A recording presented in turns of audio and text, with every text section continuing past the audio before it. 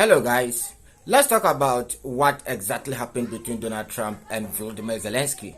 I promised you guys that I was going to give you guys this particular update. I want us to dive deep into what exactly happened. So it started normal.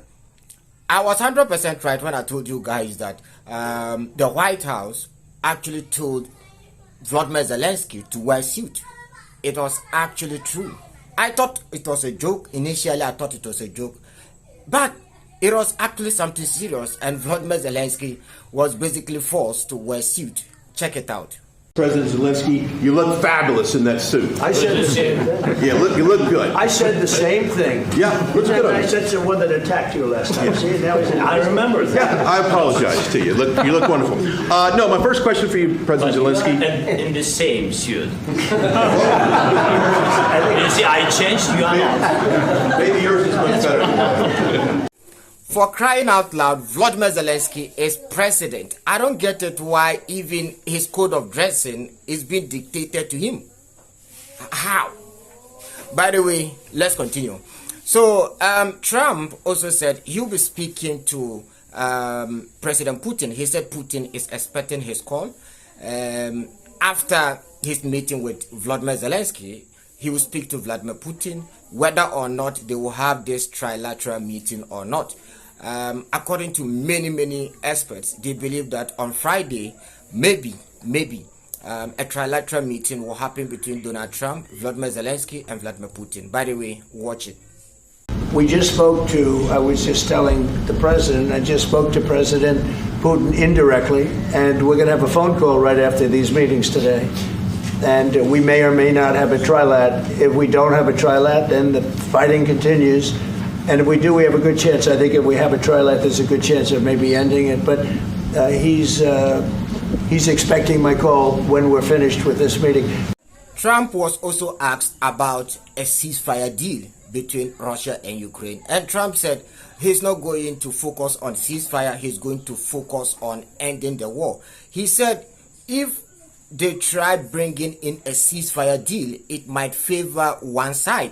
So he's not going to focus on ceasefire. According to Donald Trump, ever since he took over the American presidency, he has solved about 6 wars, and none of this wars was solved through ceasefire. He just solved it right away. By the way, watch. I don't think you need a ceasefire. You know, if you look at the 6 deals that I settled this year, they were all at war. I didn't do any ceasefires. And I know that it might be good to have, but I can also understand strategically why, well, you know, one country or the other wouldn't want it. You have a ceasefire and they rebuild and rebuild and rebuild, and, you know, maybe they don't want that. But if you look at the 6 deals that we made peace and you know, long-term, long-running wars, I didn't do any ceasefires. Would I like the concept, you know, I like the concept of a ceasefire for one reason, because you'd stop killing people immediately, as opposed to in 2 weeks or 1 week or whatever it takes. But we can work a deal where we're working on a peace deal while they're fighting. They have to fight. I wish they could stop. I'd like them to stop. But strategically, that could be a disadvantage for one side or the other. But all of these deals I made without even the mention of the words ceasefire. Trump went ahead and spoke about fake news. He spoke about how the media is deliberately painting him black, how they are trying to undermine his meeting with Vladimir Putin. Watch it out. It's an amazing phenomenon. I said that if in the settlement you got Moscow, St. Petersburg, and thousands of miles around them, they would say I made a bad deal. The level of hatred and animosity is incredible. Not with all. I mean, we have great people up here. We also have terrible people up there that I think are told what to say. But, you know, in solving all of these wars, they don't even write about it. You know, I saw major wars. I saw wars that have been going on for 31, 35, and 37, and a couple of quicker ones. One that was going to go into a full-blown deal very quickly. You know what the one I'm talking about. It was a big one. But they don't even write about that. No matter what I do, no matter what, and you know, this is not anything to do with you. It's probably to your advantage in a certain way. But no matter what I do, no matter what deal I make, from my standpoint, you'll come out good. maybe President Putin will come out good. But they'll say Trump was absolutely horrible.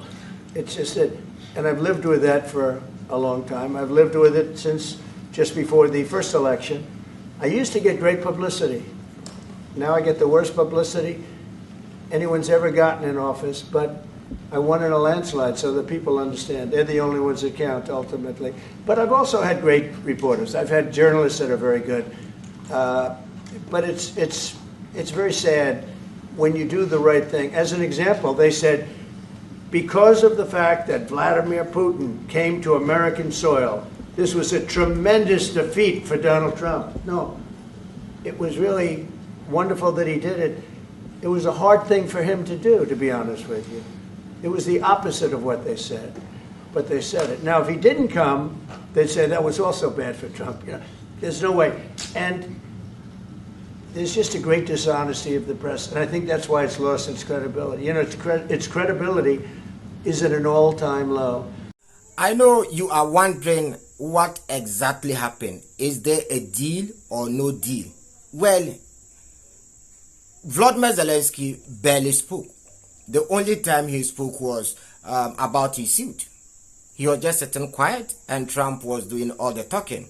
By the way, just like what happened between Trump and Putin, they didn't say anything explicitly about the meeting, what exactly happened, whether Ukraine will be giving out these territories or not. They didn't say anything. They decided to rather answer different questions. But as to what happened explicitly, we still don't know. I think what is going to happen is just like what happened between Trump and Putin. As time goes on, they will release, you know, what exactly happened bit by bit. And as time goes on, I think we will know what exactly happened. By the way, have you seen these guys? Check.